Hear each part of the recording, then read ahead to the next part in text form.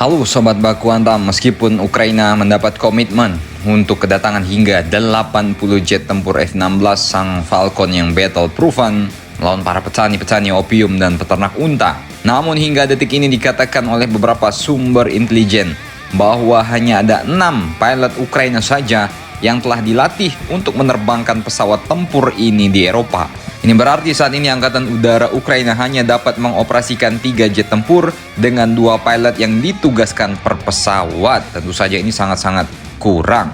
Namun ada secercah harapan pada akhir tahun Ukraina dapat mengoperasikan hingga 10 F-16 di tengah ketidakpastian berapa banyak pilot Ukraina yang telah menyelesaikan pelatihan mereka di Amerika. Tahun ini program pelatihan di Amerika, Belanda, dan Denmark telah dilakukan dan bertujuan untuk mempersiapkan 20 pilot Ukraina.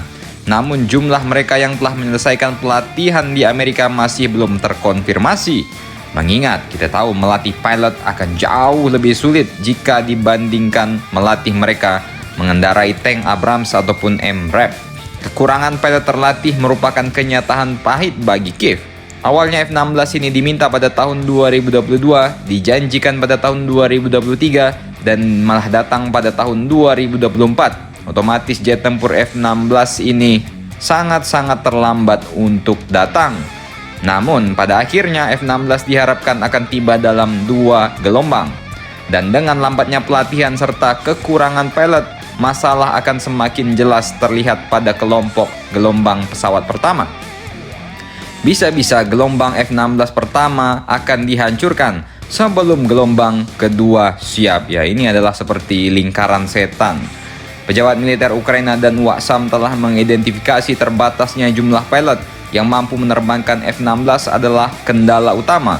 Selain itu, kendala kedua, sejumlah besar staf pendukung terlatih juga diperlukan untuk memelihara F-16. Jadi bukan hanya sekedar tentang pilot, perlu mekanik, tukang pompa ban, ngecek rem, dan lain sebagainya.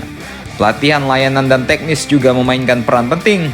Para pejabat telah meyakinkan Ukraina akan mendapat setidaknya 1 skuadron F-16 pada tahun 2024 ini, meskipun jumlah sebenarnya mungkin akan lebih rendah.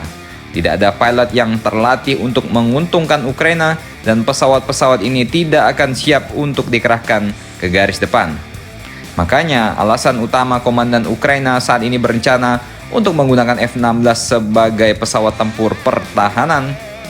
Karena Rusia telah mempertahankan superioritas udara dan membangun sistem pengecerotan udara yang berlapis-lapis dan kuat di sepanjang garis depan, maka jika F-16 ini dibawa ke garis depan, ya hanya akan menjadi umpan peluru. Panglima tertinggi Angkatan Bersenjata Ukraina Oleksandr Syrskyi juga mengatakan bahwa kemampuan F-16 memiliki keterbatasan, maka pesawat ini harus diposisikan agak lebih jauh 40 km dari garis depan untuk menghindari kehancuran.